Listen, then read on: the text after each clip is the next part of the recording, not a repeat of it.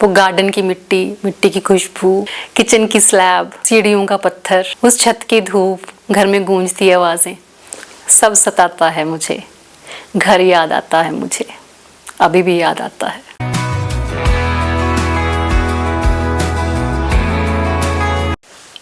Hello everyone, welcome back to ship up your life. बहुत time बाद मैं इस चीज़ का जिक्र कर रही हूँ क्योंकि मैं मूव ऑन करना चाहती थी एंड आई वॉज ट्राइंग, लेकिन अब मैं ट्राई नहीं कर रही हूँ क्योंकि मुझे ऐसा लगा कि कुछ चीज़ें भुलाई नहीं जा सकती और हमें उनको ज़बरदस्ती भुलाने का ट्राई करना भी नहीं चाहिए अगर वो आपको हार्म नहीं कर रही है तो आज मैं उसी कॉन्सेप्ट पे बात करने जा रही हूँ क्योंकि पिछली वीडियो ओवर थिंकिंग पे थी और मैंने आपसे सवाल भी किया था कि आप मुझे बताइए कि किन किन चीज़ों पे आप ओवर थिंक करते हैं। तो मुझे लगा कि जस्टिस तभी होगा अगर मैं भी अपनी चीज़ शेयर करूँ कि मैं किस चीज़ पे ओवर थिंक करती हूँ। जो लोग जानते हैं मेरे ड्रीम हाउस के बारे में, 2023 में हमने उस रेनोवेशन पे लगाया था सेल करने के पर्पज से और वो सेल हो चुका है और 2026 चल रहा है, लेकिन स्टिल एक भी दिन शायद ऐसा नहीं है जब मैं उस घर को याद नहीं करती। इतनी अच्छी अच्छी मेमोरीज हैं उस घर की, मुझे लगता है कि वो भुलाने लायक नहीं है, तो मैं भुलाने की कोशिश भी क्यों कर रही हूँ। पहले मैं सोच रही थी ऐसा कि हाँ भूल जाना चाहिए उन यादों को जो आपको कहीं ना कहीं हर्ट करती हैं, पर मुझे लगा कि हर्ट क्या, एक्चुअली हमारा माइंड ना बहुत कंफर्ट में रहने का आदी होता है,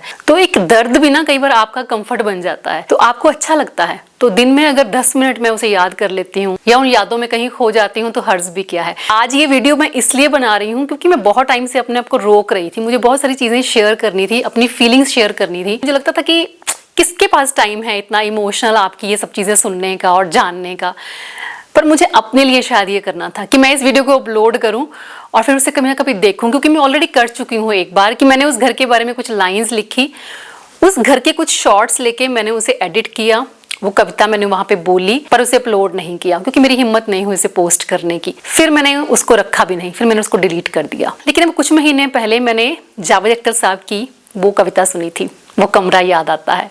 फिर मुझे लगा कि वो इंसान इतने बड़े मैंशन में रहता है, इतना सुंदर, इतना ब्यूटीफुल, इतना बड़ा घर है उनका, लेकिन स्टिल वो उस कमरे को याद करके कविता लिख रहे हैं और सोशल मीडिया पे उसे पोस्ट भी कर रहे हैं। तो जब इतनी बड़ी शख्सियत अपने इमोशंस जग जाहिर कर सकती है तो फिर मैं क्यों नहीं कर सकती। जावेद अख्तर साहब ने कितना खूबसूरती के साथ लिखा था, पढ़ के सुनाती हूँ। मैं जब भी जिंदगी की चिलचिलाती धूप में तप कर, मैं जब भी दूसरों के और खुद के झूठ से थक कर, मैं सबसे लड़के खुद से हार के जब भी उस कमरे में जाता था, वो हल्का कत्थई रंगों का एक कमरा, वो बेहद मेहरबान कमरा जो अपनी नरम मुट्ठी में मुझे ऐसे छुपा लेता था जैसे कोई माँ बच्चे को आंचल में छुपा ले, प्यार से डांटे, ये आदत है जलती धूप में मारे मारे घूमते फिरते हो, वो कमरा याद आता है। मतलब आगे भी बहुत खूबसूरत लाइनें हैं, लेकिन जब मैंने ये कविता सुनी तो मैं इतनी ज़्यादा इमोशनल होगी, मुझे लगा कि जो लाइंस मैंने लिख के रखी हैं वो भी तो एक तरह का इमोशन है। कहते जिनके साथ आपके इमोशंस अटैच होते हैं ना, उनके ऊपर आप शायरी कर ही देते हो। तो कुछ खास नहीं थी, लेकिन हाँ कुछ लाइनें इस तरह थी वो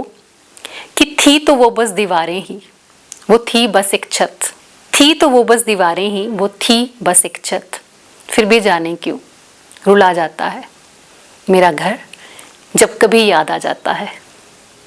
अभी यहाँ हूँ पर पलक झपकते वहाँ पहुँच जाती हूँ, कभी बालकनी में, कभी कमरे में, कभी गार्डन में, कभी किचन में, कभी छत पे खुद को पाती हूँ। फिर धड़कनों का जोर और बढ़ जाता है मेरा घर जब कभी याद आ जाता है। कम से कम 4-5 अंतरे मैंने इस पे लिखे थे, सारे सुना के आपको बोर नहीं करूँगी, लेकिन last one is move on कर जाना ही सही है, ये सब कहते हैं और पता मुझे भी है। मूव ऑन कर जाना ही सही है, ये सब कहते हैं और पता मुझे भी है। ये सोच के फिर स्ट्रॉन्ग खड़ी रहती हूँ, पर दिल कमज़ोर पड़ जाता है मेरा घर जब कभी याद आ जाता है। तो वही बोल रही हूँ कि कुछ चीज़ें भुलाई ही नहीं जाती। मतलब उस घर से मेरी अटैचमेंट ऐसी थी, या मैं याद ना भी करूँ, वैसे तो मैं स्पेशली याद करती हूँ 10 मिनट निकाल के रोज़, पर कभी बहुत बिजी हूँ, बहुत मसरूफ़ हो गई तो याद नहीं भी किया, फिर वो एकदम से अपने आप फ्लैशबैक में चली जाती हूँ। एकदम से बहुत सारी चीज़ें मेरी आंखों के आगे आ जाती हैं, पता नहीं कैसे। मतलब एक होता है ना कि आप किसी को याद करते हो, कोई जगह है, कुछ लोग हैं, आप उनको याद करते हो। याद करना इज़ अ डिफरेंट थिंग, आप उनको रोज़ महसूस कैसे कर सकते हो। महसूस करना इज़ कि घर की दीवारें हैं ना, दीवारों के जो एज होते हैं, पत्थर है, पत्थर पे कहाँ पे निशान था, कहाँ से पत्थर का पेंट थोड़ा उखड़ा हुआ था, कौन सी खिड़की पे कैसा गैप था, कौन सा दरवाजा ज्यादा आवाज करता था, तो वो सारी चीजें, ऐसा नहीं है कि वो एक मेमोरी है, वो एक जिंदगी थी जो जी गई है बहुत खुशी खुशी।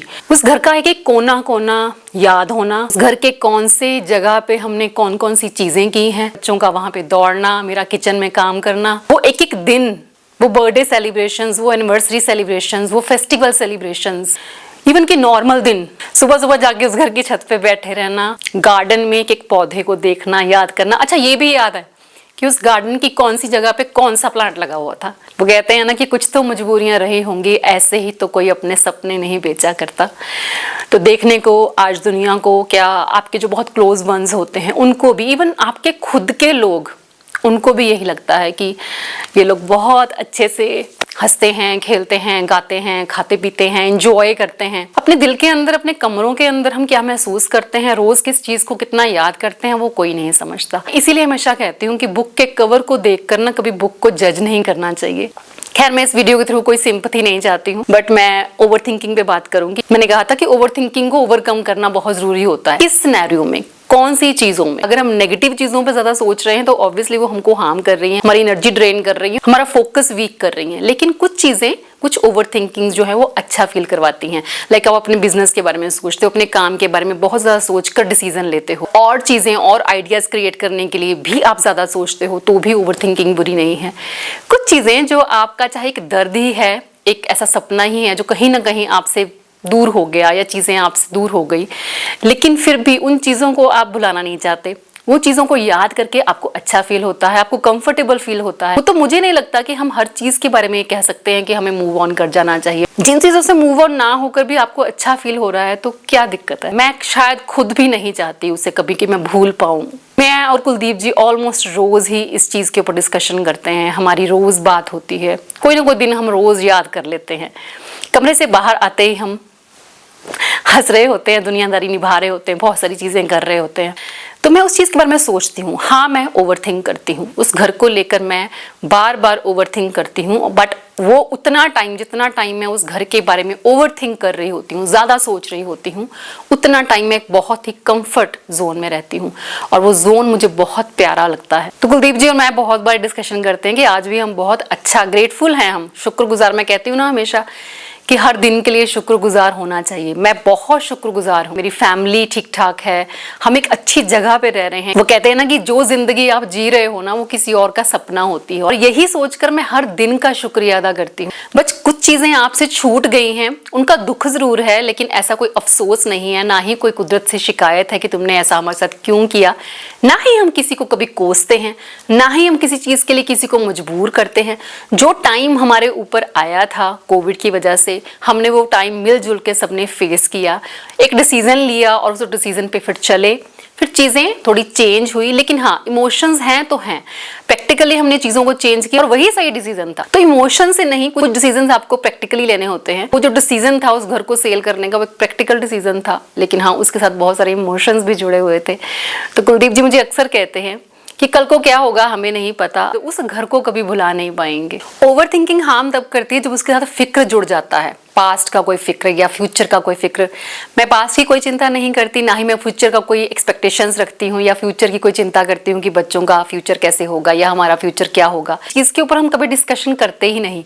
वो कुलदीप जी हमेशा कहते हैं ना, अपनी मदर से कई बार बात करते तो कहते हैं कि तू टेंशन मत ले, अब कोई सपना नहीं है कुलदीप का, ना ही कोई ऐसी बड़ी ख्वाहिशें उसने पाली है, उसने तो जिंदगी को एंजॉय करना है अब। तो जब हम पास्ट की चीजों की फिक्र करते हैं कि किसी ने कुछ कह दिया था पास्ट में, या किसी ने आपका कुछ बुरा कर दिया था, आपने किसी को कुछ कह दिया या आपने किसी का कुछ गलत कर दिया, तो उस चीज का बोझ लेके जब हम चलते रहते हैं ना, उसके ऊपर हम बार बार सोचते रहते हैं, तो वो चीजें कहीं ना कहीं हमको हार्म करती हैं। बच्चे पढ़ नहीं रहे हैं ठीक से तो उनका क्या होगा कल को, तो वो फिक्र करने की जरूरत नहीं है। टाइम के हिसाब से सब चीजें अपने आप सॉर्ट हो जाती हैं। बाकी जब जो चीजें होनी होती है ना, तब वो चीजें हो ही जाती हैं।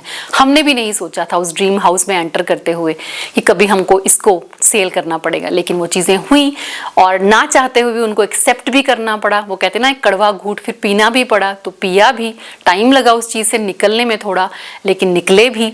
अब ऐसा नहीं है कि दिन रात बैठ के रो रहे हैं, बट हाँ कुछ अच्छे तरीके से उसको याद कर लेते हैं और अच्छा महसूस कर लेते हैं। बाकी खुश रहने की कोशिश किया करो, कि किसी से ना ज्यादा प्रभावित होने की जरूरत नहीं होती। मैं हमेशा खुश रहने की कोशिश नहीं करती, मैं खुश ही रहती हूँ, क्योंकि जहाँ आप खुद को जानने की जर्नी पे होते हो, सेल्फ अवेयरनेस की जर्नी पे होते हो ना, वहाँ आप पास्ट और फ्यूचर की फिक्र नहीं करते हो। कोई आपसे बहुत सारी चीजें एक्सपेक्ट कर रहा है जिसकी आपका ज़मीर आपको इजाजत भी नहीं देता है, तो वहाँ पे आपके एक्शंस रिएक्शंस नहीं आने चाहिए। यही सोल्यूशन है, क्योंकि रिस्पॉन्स करने में और रिएक्ट करने में बहुत फर्क होता है। जब हम किसी की बात सुनकर एकदम से उसको जवाब देते हैं तो वो जवाब नहीं होता, वो रिएक्शन होता है, क्योंकि जवाब जो है वो सोच समझ कर दिया जाता है। तो अगर आपके पास जवाब ना हो तो चुप रहिए, तो आप हमेशा खुश रहेंगे। साइलेंट ट्रीटमेंट देना अलग चीज होती है, लेकिन साइलेंट रहना किसी बहुत ही एब्रप्ट सी बात पे वो एक सही मूव होता है। तो मैं खुश रहने के लिए अपने रिएक्शन कम से कम देती हूँ। जहाँ कोई कॉन्वर्सेशन चल रही होती है, मान लो कोई 4 लोग बैठ के बात कर रहे हैं, आपने भी बीच में कोई बात करी, लेकिन उनकी बात आपको थोड़ी सी वियर्ड लग रही है, लेकिन आपको ये भी लग रहा है साथ में कि यहाँ पे मेरी बात की कोई वैल्यू नहीं होगी अगर मैं इस पॉइंट पे ये बात कर भी देती हूँ, क्योंकि उस हिसाब से वो चीज़ सोचते हैं या उनका पर्सपेक्टिव चीज़ों को देखने का इस तरह का है। तो जहाँ आपको लगे कि आपकी बात की यहाँ पे वैल्यू नहीं है, तो प्लीज़ वहाँ पे बातें नहीं बोलनी चाहिए। वहाँ पे अपनी बात की भी और अपनी भी वैल्यू हम कम कर लेते हैं।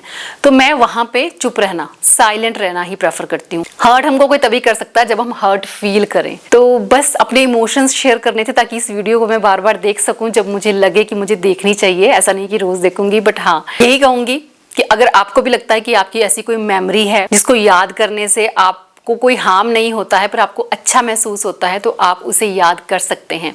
मैं कई बार लूप में चली जाती हूँ, मतलब एक दिन का कुछ याद आया, उसके साथ जुड़ा हुआ कुछ और याद आ गया, फिर उस घर का कुछ और याद आ गया, और इस तरह से वो लूप थोड़ा सा लंबा हो जाता है। लेकिन फिर मैं अपने आप को वापस लेके आती हूँ, डिस्ट्रैक्ट करती हूँ माइंड को, क्योंकि आपके पास बहुत कुछ है करने के लिए, और कर तभी पाओगे जब आपकी बॉडी में एनर्जी होगी। अगर ज़्यादा सोचोगे, जितना कंफर्टेबल लगे बस उतना ही सोचना है। जब लगे कि वो याद तंग करने लगी है, तब उठ जाओ वहाँ से, अपने आप को हटा लो। प्रैक्टिस है अपने माइंड को कैसे डिस्ट्रैक्ट करना है, हटाना है उसको, कि बस इतना सा टाइम है तुम्हारे पास, इतने से टाइम के लिए तुम इस चीज को सोच सकते हो, उसके बाद नहीं सोच सकते हो। Now you have to do another thing. Self awareness में ये डिफरेंस समझ में आने लग जाता है। कोई शब्द हम पकड़ लेते हैं, ओवर थिंकिंग है जैसे, पकड़ लिया उसको, तो हमारे जो माइंड में फिक्स है कि ओवर थिंकिंग बुरी चीज होती है, लेकिन हमें डिफरेंस पता होना चाहिए कि ओवर थिंक करना कौन सी कैटेगरी में बुरा होता है और कौन सी कैटेगरी में बुरा नहीं होता है। चलिए मिलूंगी नेक्स्ट वीडियो में। Till then bye bye, take care and stay healthy.